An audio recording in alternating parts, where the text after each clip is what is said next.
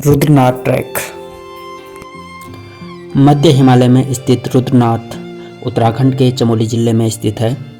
यह समतल से 3470 मीटर की ऊंचाई पर स्थित है। नमस्कार दोस्तों, स्वागत है आपका देवभूमि एडवेंचर एंड ट्रैकर में।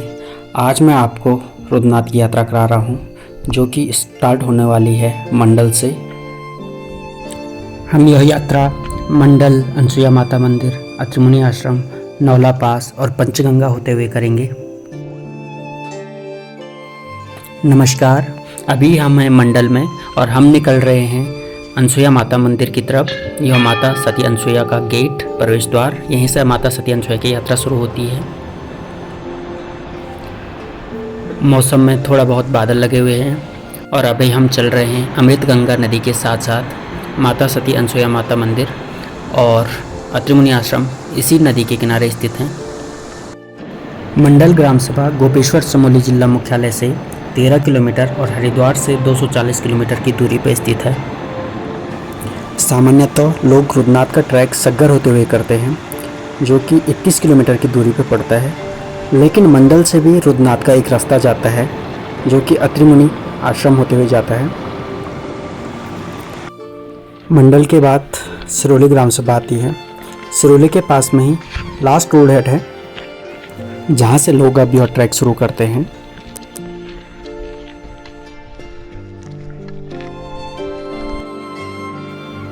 सिरोली के बाद धीमी धीमी चढ़ाई के साथ यह फॉरेस्ट ट्रेल है। यहाँ से माता सती अनसुईया का 4 किलोमीटर का ट्रैक है। लगभग 1 किलोमीटर चलने के बाद यह पुल आता है, जो कि अमृत गंगा नदी के ऊपर स्थित है।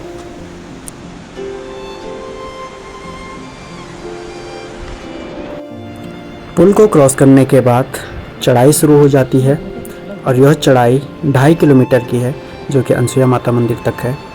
यहाँ भी फॉरेस्ट ट्रेल है, इसलिए इस रास्ते पे चलते हुए आपको सीधी धूप नहीं पड़ेगी।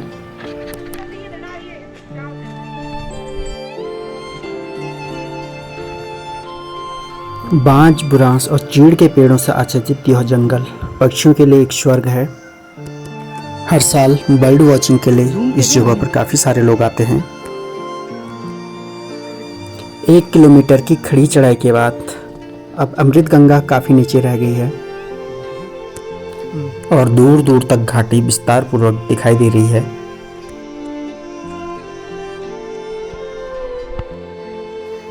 मंडल से 3 किलोमीटर की दूरी पर स्थित यह शिलालेख, जो आपके सामने है।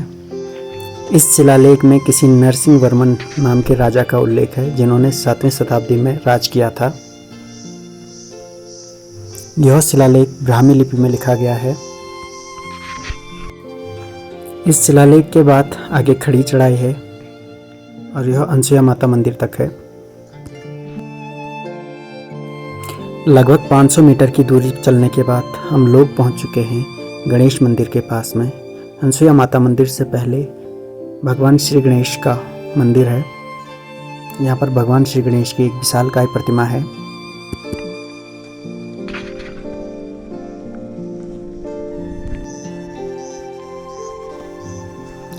आगे एक बेहद ही खूबसूरत जगह है और इसी खूबसूरत जगह पर अनसुईया गांव स्थित है और इसी अनसुईया गांव में स्थित है माता सती अनसुईया का मंदिर। ऊंचे ऊंचे पहाड़ों से घिरा हुआ यह काफ़ी शांत प्रिय स्थान है।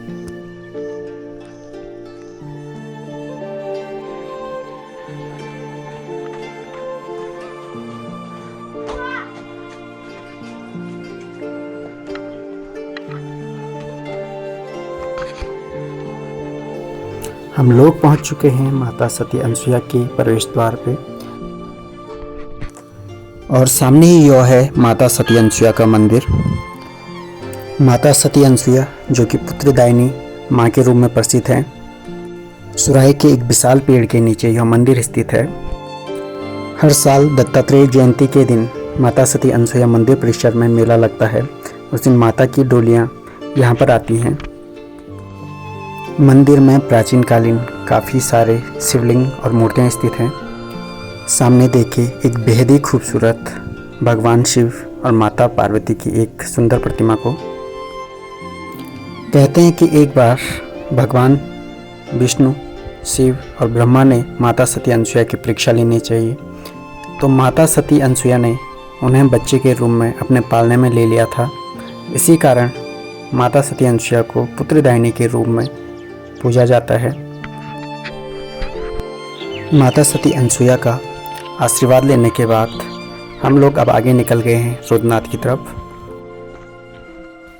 यह रास्ता अत्रि मुनि आश्रम की तरफ से होते हुए जाता है।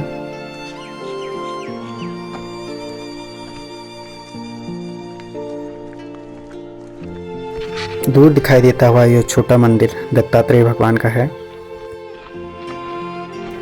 यहाँ से आगे निकलते हुए यह उतराई भरा रास्ता है जो कि अत्रि मुनि आश्रम की तरफ जाते हैं और यहीं पर 1 किलोमीटर की दूरी पर स्थित है रुद्रनाथ और अत्रि मुनि आश्रम का डाइवर्जन रूट। यहाँ पर से एक रास्ता सीधे आगे की तरफ रुद्रनाथ की तरफ जाता है, तो वहाँ उतराई की तरफ यह रास्ता अत्रि मुनि आश्रम की तरफ को जाता है। अनसुया से 1 किलोमीटर की दूरी पर स्थित यह है अत्रि मुनि का एडवेंचरस ट्रैक, जहाँ एक विशालकाय झरने की परिक्रमा करने के लिए आपको पहले चैन के बल ऊपर चढ़ना पड़ता है, उसके बाद पेट के बल क्रॉलिंग करके आगे निकल करके इस झरने की चारों तरफ परिक्रमा करनी पड़ती है। इस झरने को अमृत धारा कहा जाता है और इसके नीचे अमृत कुंड स्थित है। अमृत गंगा नदी का जो मुख्य स्रोत है वो यही झरना है। अमृत धारा के इस परिक्रमा पथ पर ही स्थित है अत्रि मुनि का आश्रम, जहाँ पर लोग पूजा करते हैं। महर्षि अत्रि ने यहीं पर तपस्या की थी।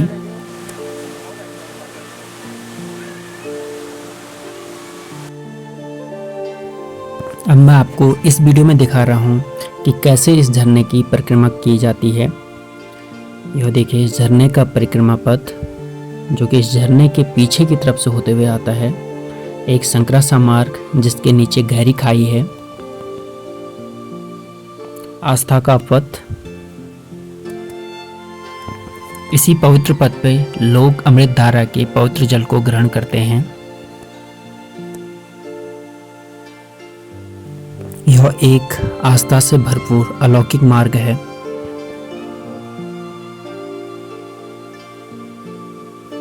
अमृत धारा की परिक्रमा करने के बाद नीचे अमृत कुंड है जिसमें लोग स्नान करते हैं। इसके जल को काफी पवित्र माना जाता है। माता सती अनसुया की डोली भी दत्तात्रेय जयंती के दिन इसी कुंड में स्नान करती है। अब वापस उसी डाइवर्जन रूट पे आकर के वहीं पर से अब रुद्रनाथ का रास्ता पकड़ करके हम रुद्रनाथ की तरफ को निकल रहे हैं।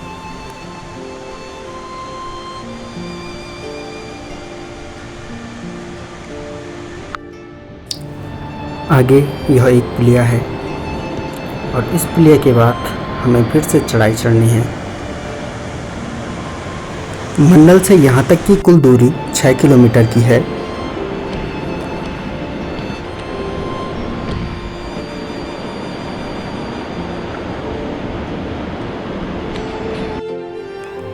आगे यह एक चढ़ाई भरा रास्ता है जो कि रिंगाल के जंगल से घिरा हुआ है। यहाँ आपको कोई प्रॉपर खड़िंजा मार्ग नहीं मिलेगा, बस चट्टानों को काटकर रास्ता बना गया है। इस समय हम अत्रि मुनि आश्रम के ठीक ऊपर स्थित चट्टान पर हैं।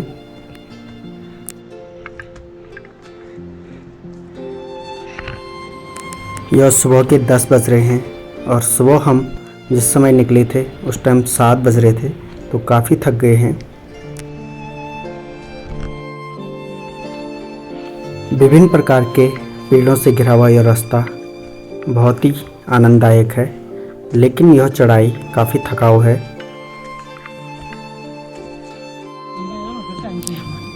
हाथ में लकड़ी का सहारा लिए हुए नीचे नदी से 1 किलोमीटर चलने के बाद अब यह रास्ता कुछ खुलने सा लगा है।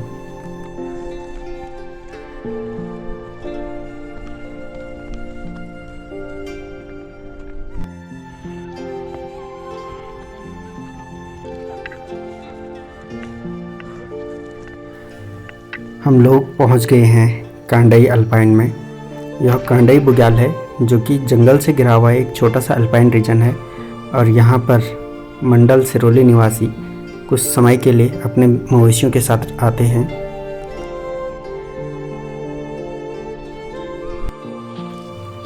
आगे फिर खड़ी चढ़ाई है। चूँकि यह रास्ता लगभग जंगल से घिरा हुआ है, इसलिए इस चढ़ाई को चढ़ने में ज़्यादा कठिनाई नहीं आती है।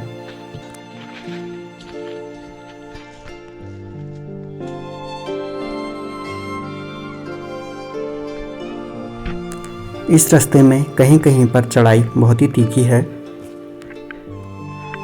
लेकिन इन रास्तों से बहुत ही खूबसूरत दृश्य दिखाई देते हैं।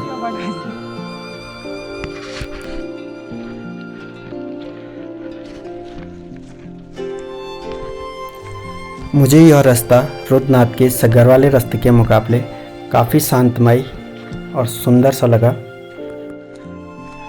इस रास्ते पे भीड़ ना के बराबर होती है और यह रास्ता बहुत ही खूबसूरत जंगलों से घिरा हुआ है, इसलिए यह रास्ता कठिन तो है लेकिन काफ़ी खूबसूरत है।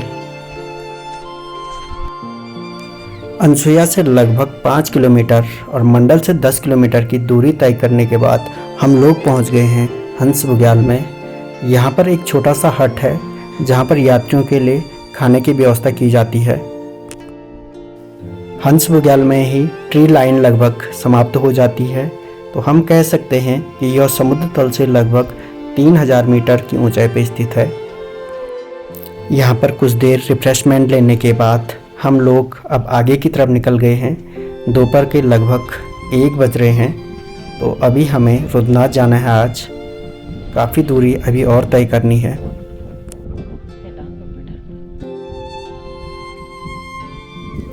अब आगे का रास्ता खूबसूरत बुग्यालों से होके जाने वाला है। दूर दूर तक दिखते हुई बालखिला घाटी और उसके खूबसूरत नज़ारे, नीचे हंस बुग्याल और दूर कहीं मंडल ग्राम सभा।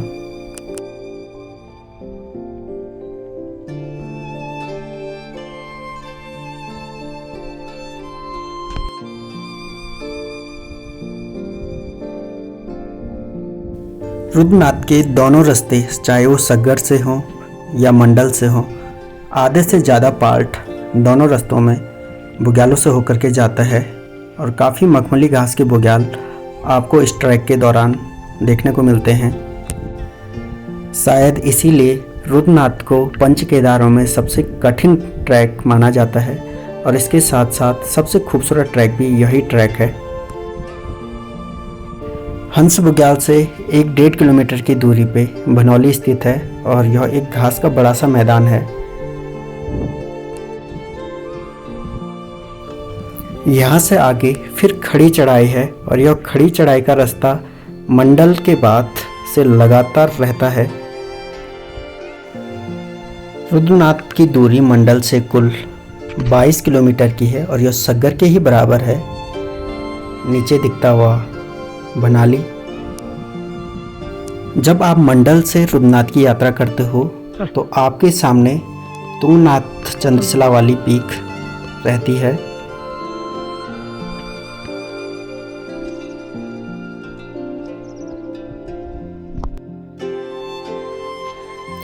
मंडल से लगभग 14 किलोमीटर चलने के बाद सामने दिखाई दे रहा है नौला पास।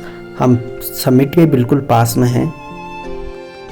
यह रास्ता प्रॉपर खड़िंजा मार्ग नहीं है, इसलिए मैंने अनुमान लगाया कि बरसात के मौसम में यह रास्ता काफ़ी स्लिपरी रहता होगा। समुद्र तल से 3900 मीटर हम लोग पहुंच गए हैं नौला पास पे और यहाँ से अब दूसरी तरफ को आपको दिखाई दे रही होगी पंचगंगा और हिमालय की बृहत्तम चोटियाँ। यहाँ से नीचे उतर करके कुछ देर बाद सग्गर वाला रूट इसमें मर्ज हो जाता है और अब यह वही रास्ता है जो सग्गर से रुद्रनाथ की तरफ को जाता है। हम लोग पहुंच गए हैं पंचगंगा। यहाँ पर 5 जलधाराएं हैं, जिस वजह से इसे पंचगंगा कहा जाता है। इस रास्ते पर चलते हुए आपको गढ़वाल हिमालय की बृहत्तम चोटियाँ दिखाई देती हैं, जिनमें प्रमुख हैं नंदा देवी, त्रिशूल, द्रोणागिरी, हाथी, घोड़ा, चौखंबा आदि। चूँकि यह जून का महीना है और हिमालय की चोटियों पर बादल दिखाई दे रहे हैं, इस वजह से वो चोटियाँ स्पष्ट रूप से नहीं दिखाई दे रही हैं। इसके बावजूद एक विहंगम नज़ारा आपकी आंखों के सामने हम लोग पहुंच गए हैं देवदर्शनी पे। शाम के 6:30 बज रहे हैं और देवदर्शनी से रुद्रनाथ की कुल दूरी 2.5 किलोमीटर की रह जाती है। देवदर्शनी अर्थात जहां से भगवान रुद्रनाथ के सर्वप्रथम दर्शन होते हैं।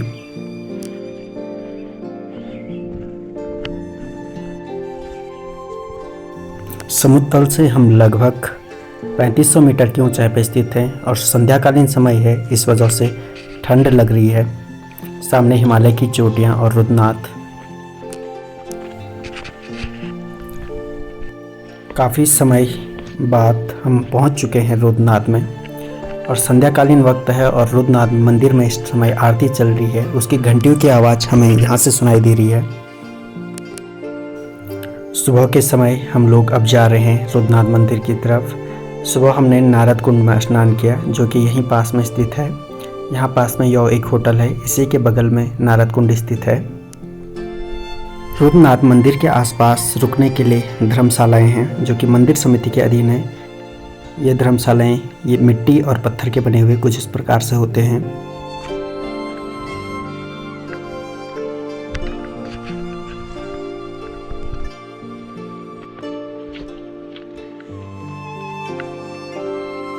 मंदिर में सुबह की आरती का वक्त हो चला है, इसलिए काफ़ी लोग मंदिर परिसर की तरफ जाते हुए। साथ ही साथ इस क्षेत्र में काफ़ी सारा कंस्ट्रक्शन वर्क हो रहा है, जो कि माइनर कंस्ट्रक्शन वर्क है और इस वजह से जगह जगह पर बनते हुए मकान आपको दिखाई दे रहे होंगे। यह पुजारी जी का आवास, जो कि अब फिर से बनाया जा रहा है।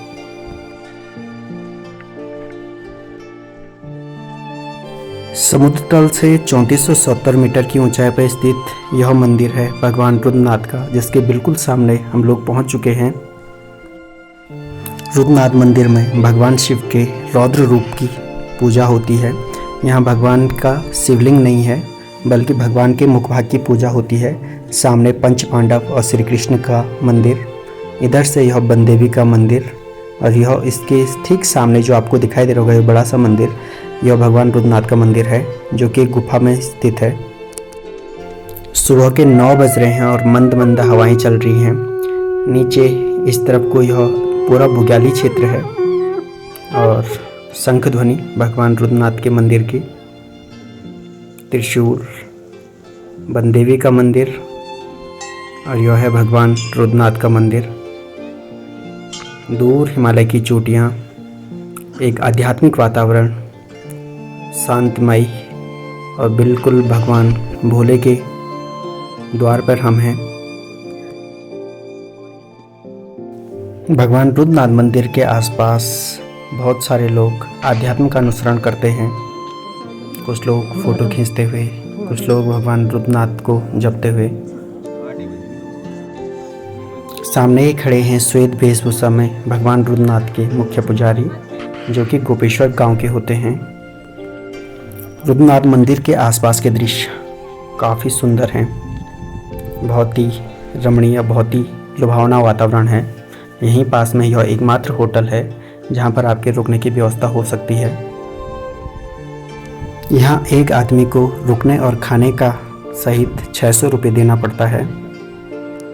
रुद्रनाथ मंदिर के आसपास और भी दर्शनीय स्थल हैं। इसके लिए मैंने पहले सग्गर से एक वीडियो बनाई थी, उसमें आप लोग वो सारी जगहें देख सकते हैं। जैसे प्रमुख हैं सरस्वती कुंड और गणेश भगवान की मूर्ति, ये प्रमुख हैं। रुद्रनाथ भगवान के दर्शन के पश्चात हम आज उसी रास्ते से वापस जाने वाले हैं, जो कि फिर से मंडल अनसुया होते हुए जाएगा। मैंने रुद्रनाथ सीरीज पे 3 वीडियो बनाए हैं, उनमें से एक वीडियो विंटर की है और 2 वीडियो समर की है। एक वीडियो इससे पहले डाली थी, जो डिटेल है वो सग्गर गांव से बनाई गई थी। वो पिछले साल की यात्रा थी और ये इस साल जून 2023 की यात्रा है। यह वीडियो थी मखमली घास के बुग्यालों वाला सबसे खूबसूरत पंच केदार रुद्रनाथ। दोस्तों, यह वीडियो कैसे लगी कमेंट के माध्यम से ज़रूर बताएं। साथ ही साथ हमारे चैनल को लाइक, शेयर और सब्सक्राइब ज़रूर करें। मैं जल्दी मिलूँगा किसी अन्य वीडियो के साथ। तब तक के लिए धन्यवाद।